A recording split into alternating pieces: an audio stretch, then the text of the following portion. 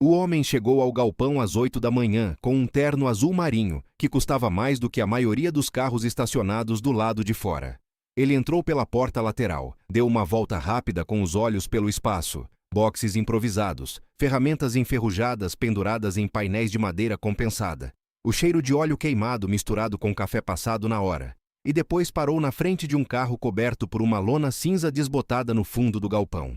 Rafael Drummond era o tipo de homem que comprava empresas antes do almoço e vendia depois do jantar. Tinha 48 anos, cabelos grisalhos cortados com precisão militar, e o hábito específico de olhar para as coisas, como se já estivesse calculando quanto elas valeriam depois que ele fosse embora. Ele levantou a lona com 2 dedos, olhou para o carro por talvez 4 segundos e deixou o tecido cair de volta com a indiferença de quem descobre que a prateleira que estava procurando está vazia. Isso aqui não vale o espaço que ocupa, disse ele, alto o suficiente para que todos no galpão ouvissem. Sucata de pista. Qualquer perito competente vai te dizer a mesma coisa. O homem agachado na lateral do carro, com uma lanterna pequena e uma lupa na mão, não se levantou. Não virou a cabeça. Continuou olhando para a região do assoalho, abaixo da coluna de direção, com a concentração de alguém que está lendo algo escrito em letras muito pequenas numa língua que poucos conhecem. Esse homem era Sena Moraes. 43 anos. Filho de mecânico, neto de mecânico. O nome não era coincidência e não era pretensão. Seu pai, Geraldo Moraes, era um torcedor fanático que estava no Autódromo de Interlagos em abril de 1994, quando o mundo parou, e que voltou para casa naquela noite em silêncio absoluto e, 9 meses depois, registrou o filho com um nome que parecia a única forma disponível de guardar alguma coisa. Sena cresceu ouvindo histórias sobre carros da mesma forma que outras crianças ouvem histórias sobre super-heróis. Só que as histórias do seu pai eram verificáveis. Tinham números de chassi. Tinham datas. Tinham nomes de engenheiros e fórmulas de combustível e ângulos de suspensão.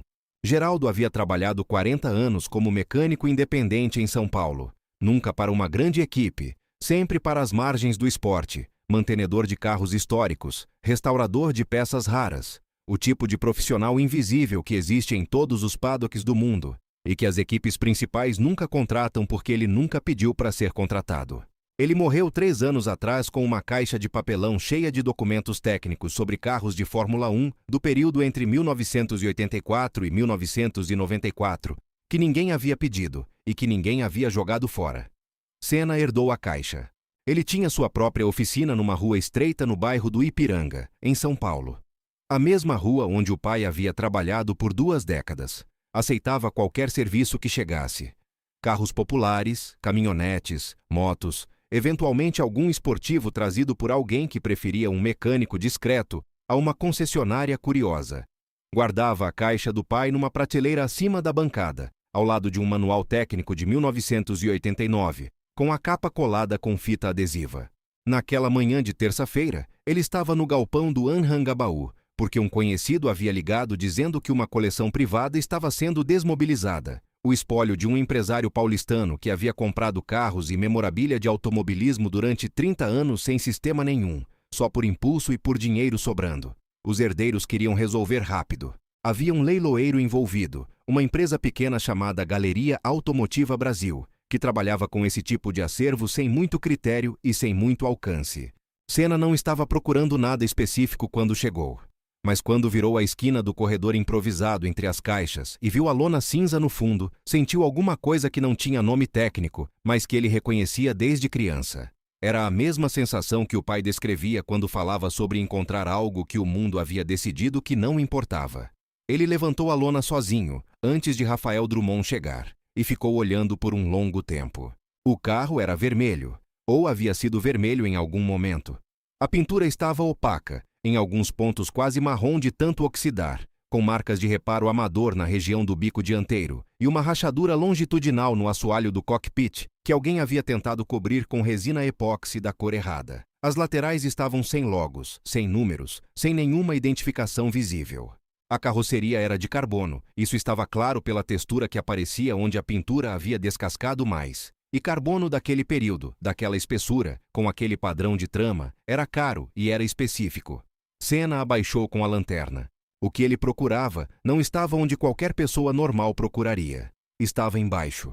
Na região do assoalho, atrás da caixa de câmbio, havia uma marcação gravada diretamente na estrutura de carbono. Não impressa, não colada, gravada, com um código alfanumérico que ele havia visto antes. Não ao vivo. Em papel. Na caixa do pai. Geraldo Moraes havia documentado, ao longo de 20 anos de trabalho nas margens do paddock brasileiro, todos os carros de desenvolvimento e protótipos que haviam passado por São Paulo durante o período de ouro da Fórmula 1 no Brasil. Havia um item na sua lista que ele nunca havia conseguido rastrear completamente. Um carro de desenvolvimento da temporada de 1991, construído como plataforma de testes para a tecnologia de transmissão semiautomática, que havia sido enviado ao Brasil para testes em Interlagos, no início de 1992, e que depois simplesmente desaparecia da documentação oficial. Não vendido, não destruído, não devolvido, apenas ausente dos registros a partir de determinado ponto. O código no assoalho começava com as letras que Geraldo havia anotado à mão, na última página da sua documentação, com um ponto de interrogação ao lado. Senna estava ainda agachado quando Rafael Drummond chegou, fez seu comentário e saiu em direção aos outros itens do acervo. Ele ficou onde estava por mais 3 minutos. Depois guardou a lanterna, foi até o balcão de registro e colocou o nome na lista de interessados no lote. Voltou para o Ipiranga naquela tarde e abriu a caixa do pai pela primeira vez em 6 meses. Passou 4 horas lendo. Não o tempo todo sobre o carro, leu sobre o período, sobre as equipes, sobre as temporadas de 91 e 92, sobre os testes em Interlagos que nunca entravam nos livros principais porque eram discretos por design. Havia uma anotação do pai sobre uma conversa com um mecânico inglês de nome não revelado, no paddock de Interlagos em março de 1992, que mencionava um carro de desenvolvimento que havia ficado no Brasil por acidente e nunca foi buscado porque houve uma mudança de gestão na equipe. Ficado no Brasil por acidente. Senna fechou a caixa, foi até a janela da oficina e ficou olhando para a rua por um tempo que não soube medir. No dia seguinte, ele ligou para o único especialista que conhecia que poderia confirmar o que estava pensando. Não era alguém famoso. Era um homem de 67 anos chamado Antônio Celso Figueiredo, que havia trabalhado como inspetor técnico na Fórmula 1 durante 14 anos e que agora vivia em Campinas e dava aulas numa escola técnica e raramente atendia ligações de números desconhecidos. Senna não explicou tudo. Leu 3 informações do caderno do pai. O código alfanumérico, a data de fabricação estimada e uma descrição técnica da geometria da caixa de câmbio que Geraldo havia registrado de memória depois de ver o carro de relance em 1992. Antônio ficou em silêncio por tanto tempo que Senna verificou se a ligação havia caído. Depois disse uma frase. Me manda foto do assoalho atrás da caixa de câmbio. Senna mandou 11 fotos. Antônio respondeu em 40 minutos com uma mensagem de voz de 2 minutos e meio, onde a voz estava controlada da maneira específica de alguém que está se forçando a não falar rápido demais. Ele precisava ver o carro pessoalmente. Podia ir a São Paulo na quinta-feira. Antônio Celso Figueiredo chegou ao galpão do Ipiranga na quinta-feira às 10 da manhã com uma maleta de couro gasta nas bordas e um caderno de notas técnicas que parecia ter sobrevivido a pelo menos 3 décadas de paddocks. Ele olhou para o carro. Senna havia negociado o acesso antes do leilão com o leiloeiro, que não tinha ideia do que estava guardando e concordou sem pensar 2 vezes, e ficou parado na entrada por um momento. Depois caminhou até ele devagar. Se ajoelhou sem avisar. Colocou a mão aberta no assoalho de carbono como se estivesse verificando a temperatura de alguma coisa. Eu vi esse carro, disse ele. Não para Senna. Para o carro. Eu vi esse carro em Interlagos, fevereiro de 92. Estava no box que eles montaram no setor fechado, longe das câmeras. Eu era inspetor e mesmo assim tive dificuldade de chegar perto. A autenticação levou 2 horas e meia. Antônio trabalhou com os documentos técnicos que havia trazido, com as anotações do pai de Senna e com a estrutura do próprio carro, verificando cada ponto onde uma peça original deixava uma assinatura impossível de falsificar.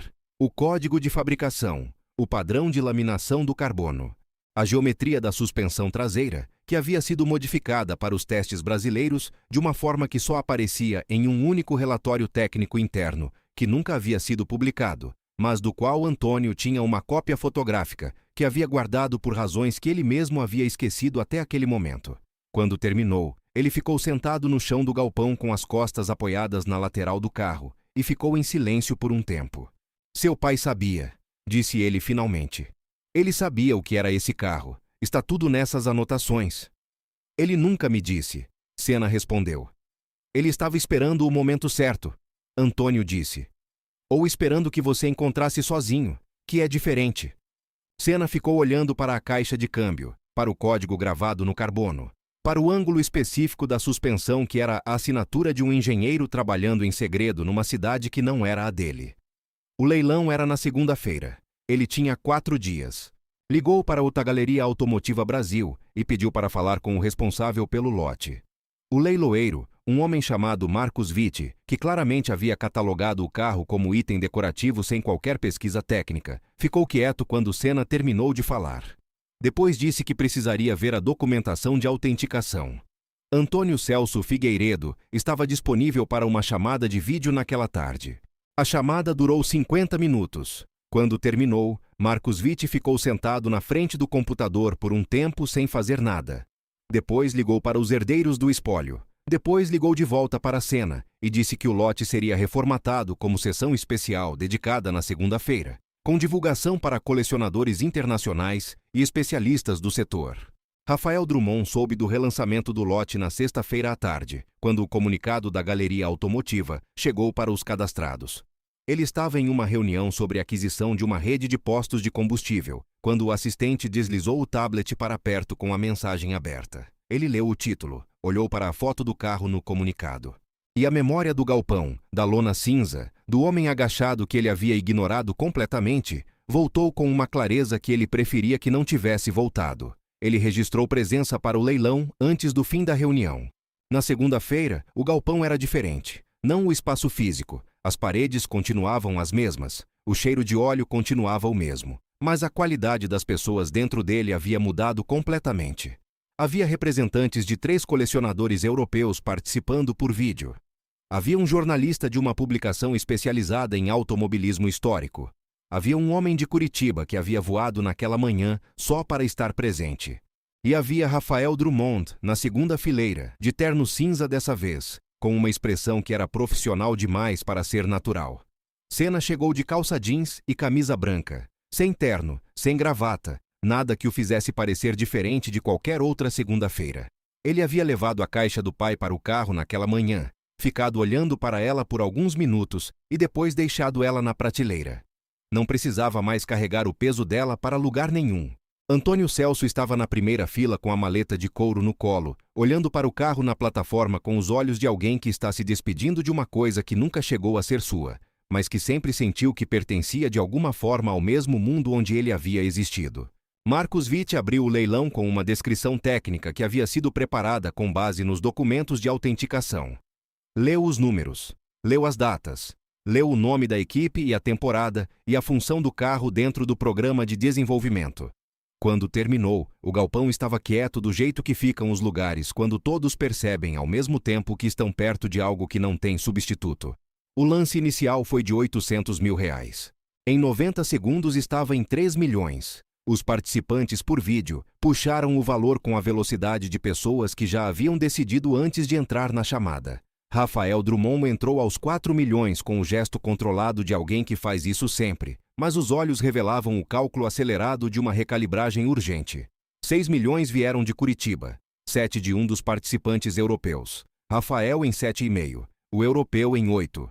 Rafael levantou o cartão novamente. 8.200. O europeu ficou quieto. Marcos Witt olhou para a sala, para as telas, para o homem de Curitiba que já havia abaixado o cartão. $8.200 mil. Uma vez.